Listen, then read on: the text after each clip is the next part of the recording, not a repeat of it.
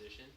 So some of the personal traits you may need or you will need good motor skills and hand-eye coordination. This generally just pertains to playing the instrument, translating what you see on sheet music or what the composer is doing and just playing that on your instrument.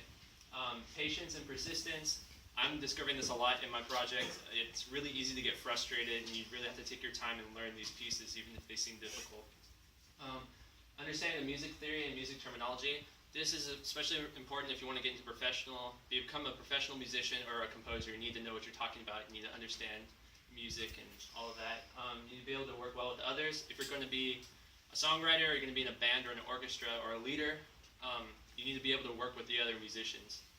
And you need good networking skills. It's a really competitive industry, so you need to be able to get contacts and know people in the industry to help you get jobs.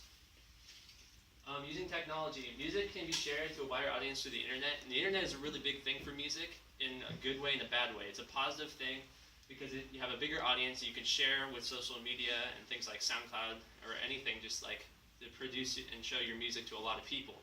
The problem with that is a lot of people are taking advantage of it, and if you're trying to make money by selling things online, there's obviously pirating, and that's really easy to get music for free, and it really hurts the artist. And it's harder to get discovered because there's so many people invested in this industry.